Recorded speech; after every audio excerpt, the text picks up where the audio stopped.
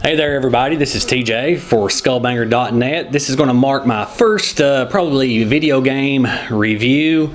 I try to do that a little bit, or I want to get into that. I want to kind of get into board games, video games a little bit for my website. I know I cover a lot of heavy metal, news, music, bands, things like that, but I want to cover things that I think the heavy metal genre kind of bleeds into some.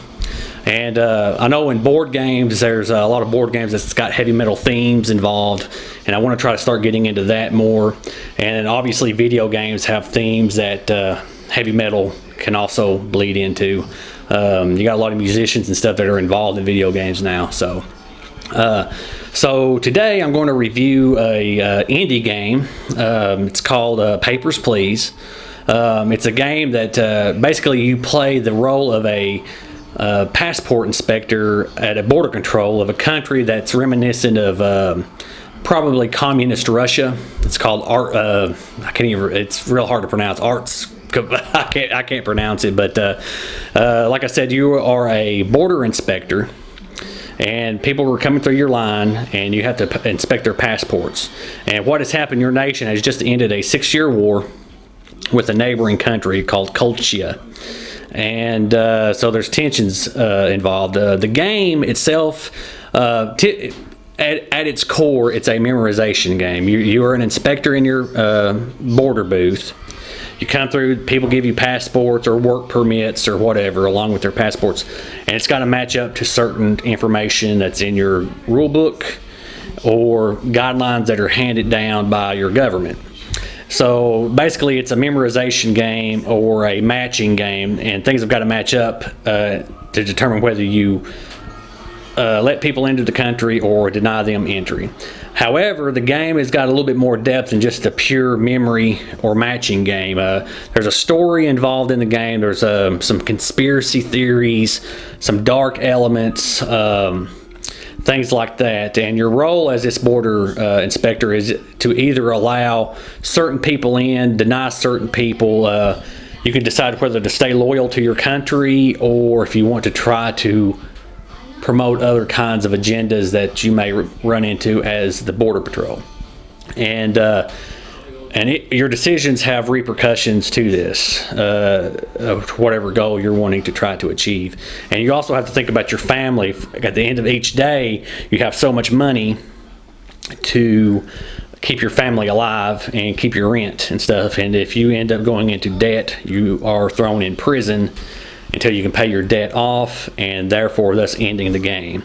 So anyway, that's a little brief introduction to the game, and I will get to reviewing the game right after this, and I'll come back with a little bit of an outro and what my thoughts are of the game, and enjoy the little gameplay video.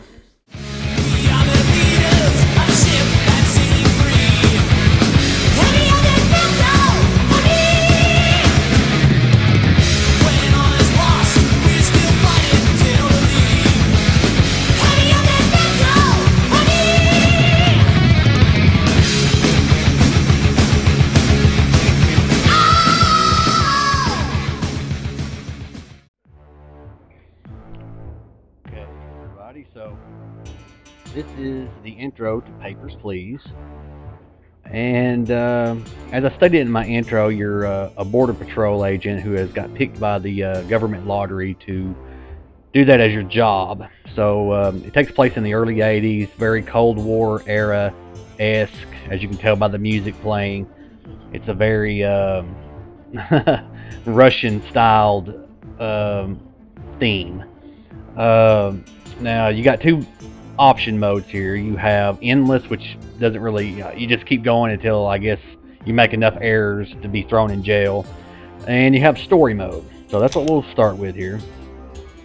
And I'll start down here. This is well actually this is all the different days and games I've played so far, and I've gotten up to day 14, and I've not got through the game yet, so I'll show you what it's like to start at the beginning. You start off, you get some info. Congratulations, the labor lottery is complete. Your name was pulled. You get the job at the Border Patrol in Greston. You get a house, Class A, which I'm assuming is awful. And this is the name of your country that you represent, Arstotska, I guess.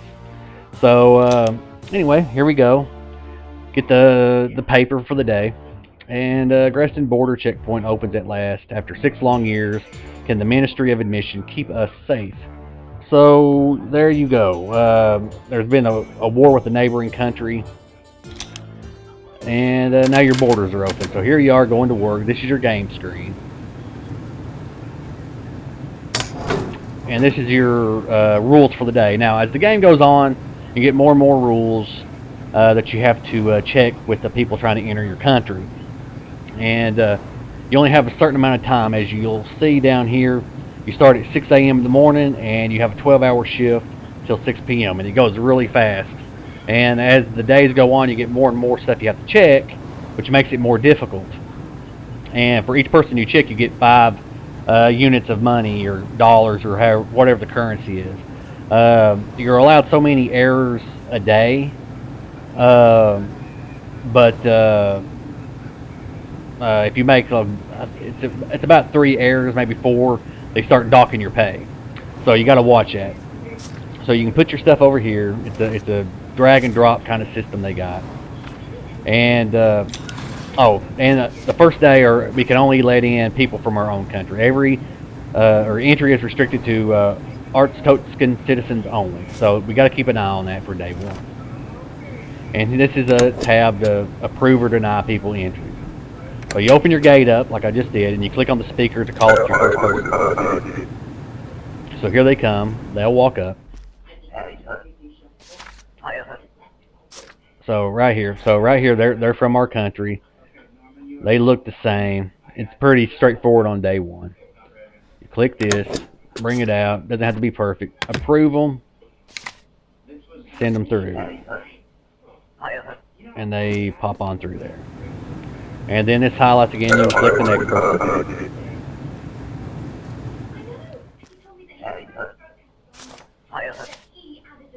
Yep.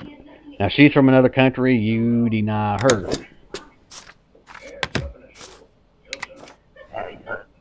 Now I'll show what happens when you have an error.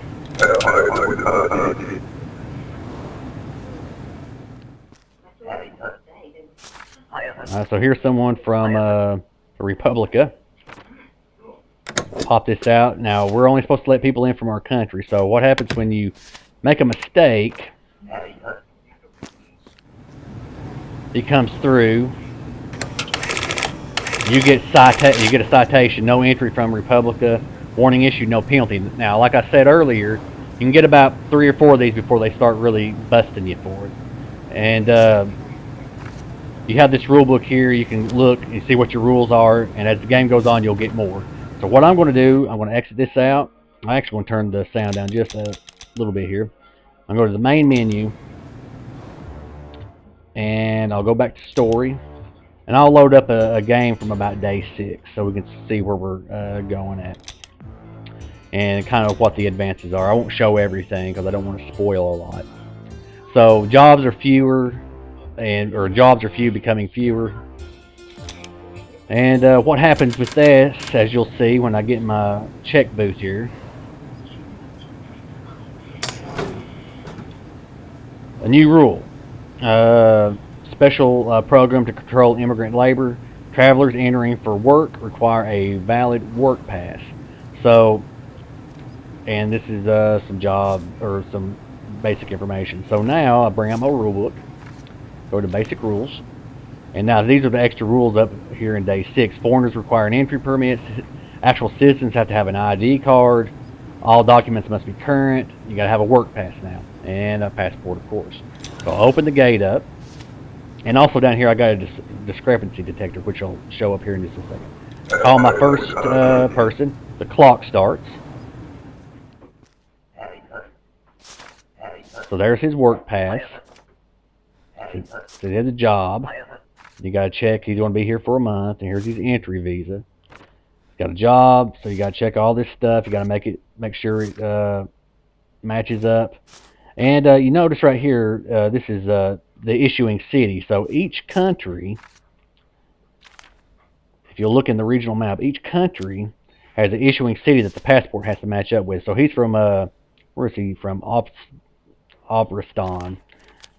And that is right there. So his issuing city is correct. If you get that wrong, they'll bust you for that too. Got to make sure the expiration date is correct, which it is. And got to make sure these seals are right. You can look in your rule book. You'll find these seals. If one of these seals are wrong, they'll bust you for that as well. And you have an audio transcript if you need to look to see how long he said he's going to be here for. Make sure he's not lying. And this looks correct. I could be wrong. I'm kind of not paying attention. So I'm going to let him through. Give his stuff back to him. And he goes through. Call my next person.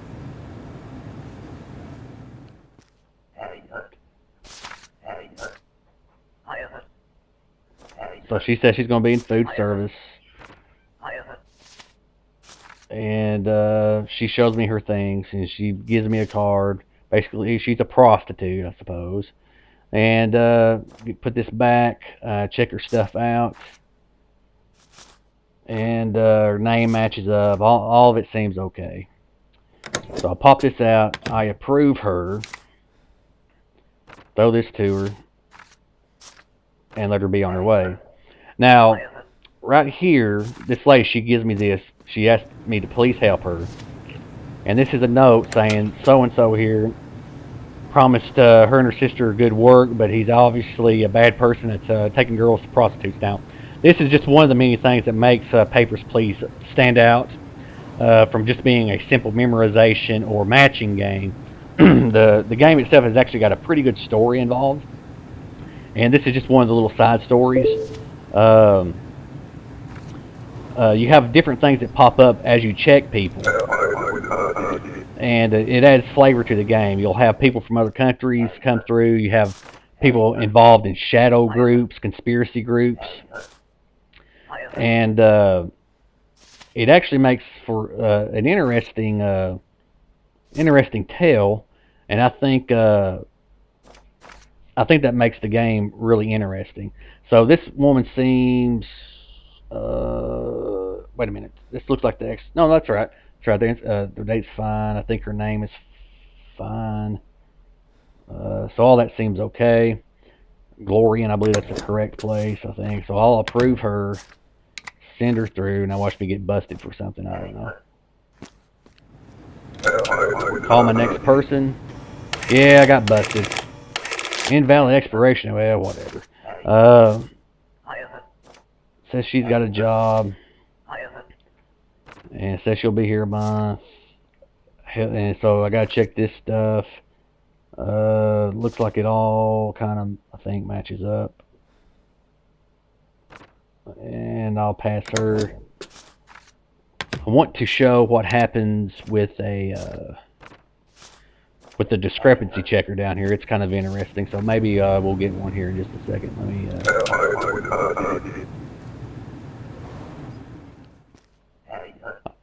Now this is a guy that you'll see quite often in the game. I won't really get into what's going on with him, but this is a good opportunity to show how to catch something that's wrong. Now, all people are supposed to have an entry pass. It's not a citizen.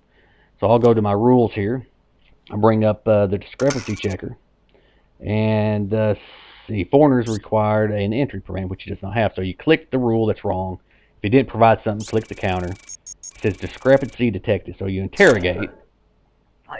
And then he's like, oh, you know, funny dude and all this stuff. And you can still let him in, but I'm going to deny him. Throw this right here and tell him to be on his way. Tell him an entry permit is required. And he's glad I'm doing a good job. So he's going to leave and come back.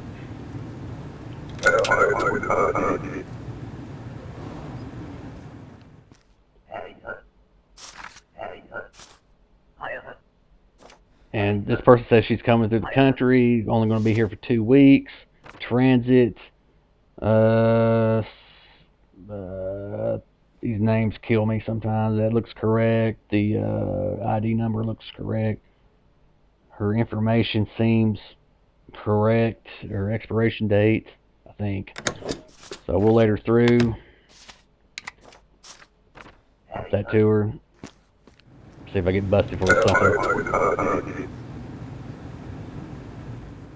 Next person up. Now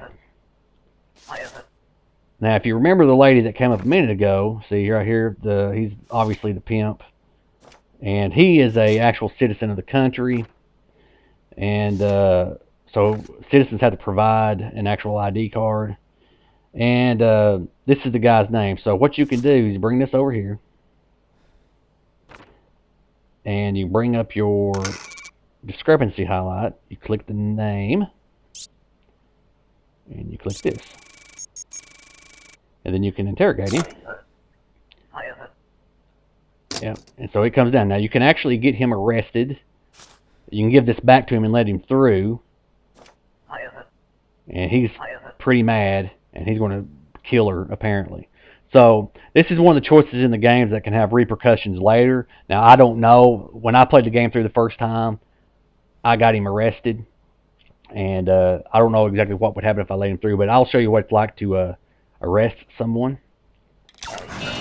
Gate closes, guards come down, and they come in and take him away. And then I can call my next person and open my gate. And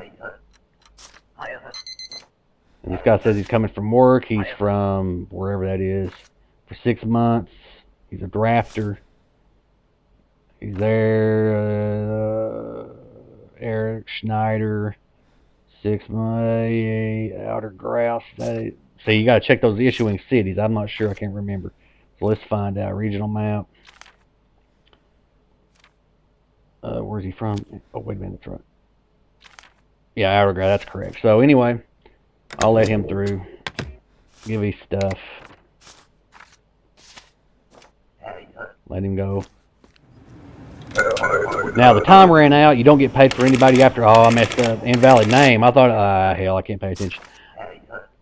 So sometimes the time will run out, so let people come through, and that's usually because there's something in the story about that, which I think we might find out right here. And guy says he's coming. I didn't pay attention, so you can pull out the audio transcript. Says he's going to be in transit for a couple of days, so on like that. And he's from Kolchia, the country that you've had a war with for a little while, but his papers match up, so I'll approve him and send him through. And as you can see, this last warning, no penalty. So if I messed up again, I would be actually charged $5 or whatever. So now this guy, he doesn't have his passport with him. So, now watch this. Now, close down. This guy, suicide bomber. So that's something you run into. Also, anytime you have a bomb like that, it closes down, and then you'll have a day report at the end. Now, applicants entering after 6 p.m. are unpaid. I don't get paid for them, and I got 6 through. So you got to pay rent, food, heat. You got your family over here you have to take care of. And it gets harder and harder to get enough people in to make sure you can pay for all the stuff you need. Your wife, son, mother-in-law, and uncle, they can get sick, they can die, they can go hungry, they can get cold. And there's different aspects of the game that show up a little bit later that might involve ways of taking care of them in various manners. And I didn't show everything here, but there's X-ray booth that shows up that lets you scan people for contraband. You can actually upgrade your booth, as you see here, and what it does is this upgrade, if you buy it, you can hit the space bar and bring up your discrepancy indicator instead of having to go over and click it. Another upgrade later also is where you can hit the tab key to bring out your entry or denied stamps a lot easier. So your upgrades tend to be hotkeys. And then you can sleep and go on to your next day. So I'm going to get off here and give you guys a little bit of an outro review of the game and my impressions of it. I want to say thank you for watching, and just watch the outro you'll get my review there. And thanks for watching Skullbanger.net, and I hope you enjoyed what you saw of Papers, Please. Well, okay, so that was me playing Papers, Please, short gameplay video. The game actually takes a little bit of time to play. I think you have basically a entire month to go through. I've not played through the entire game yet, as I've messed up several times, but like I said, what I just did was a basic overview. I didn't show all the features that happen throughout the game. You get more features in your checkpoint booth, such as an x-ray machine later on. You'll have the options to fingerprint people that are suspicious and so on. Now, as I stated, at its core, the game is basically just a matching memorization game. In that aspect, it's not overly, it's not really ingenious or anything. Obviously, there's been games for many, many years that's relied upon memory and matching. However, the game sets itself apart through the story that it sets up in the game, and even though it's the graphics are something that harkens back to like 8-bit Nintendo days and stuff, but that to me actually is part of the charm of the game, and the story they put into the game, it's very interesting. So going beyond just your core concepts of matching and memorization, you have certain factions, shadow figures that come up to your booth, seeking to probably overthrow your government, from what I've seen a little bit so far. I don't want to get too much into it. And also, you'll get visited by government officials to make sure you're doing your job. So you're actually caught in between some situations that you have to make some choices on, things like that. And each day you got to take care of your family. You can't go into debt. Each person that goes through your line, you get paid 5 credits for. And you gotta balance out what you want to do for your family, your country, or for other people. So the game really sets itself apart in setting a good theme, a good story, and some good gameplay mechanics. It functions very well, and you can buy upgrades for your booth to make things go faster, so you can get people through your line quicker. Which basically your upgrades so far that I've seen are hotkeys. It lets you use hotkeys to bring out your stamper and discrepancy indicator and things like that.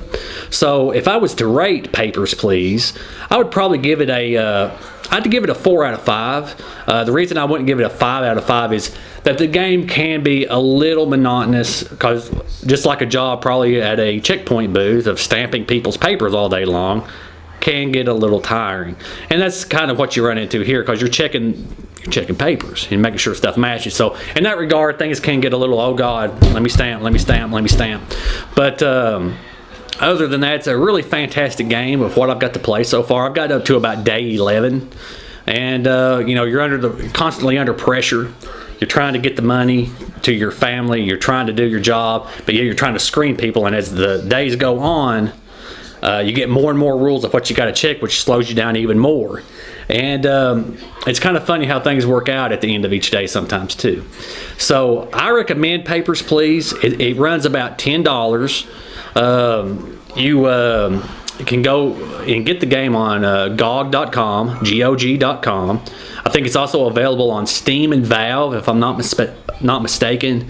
And the actual people that make the game, you can get it from their site, which I believe is papersplease.se, which is a Swedish site. I'll make sure I'll put all the links in the video description or in the description on my webpage of skullbanger.net. And I highly recommend you check the game out. It's $10. I think the price might be a few bucks too high, but then again, it's not $60 that you pay for a console game and get done with in 5 hours either. So give Papers, Please a shot. I don't think you'll be disappointed. And this is TJ for skullbanger.net signing off, and thank you for watching.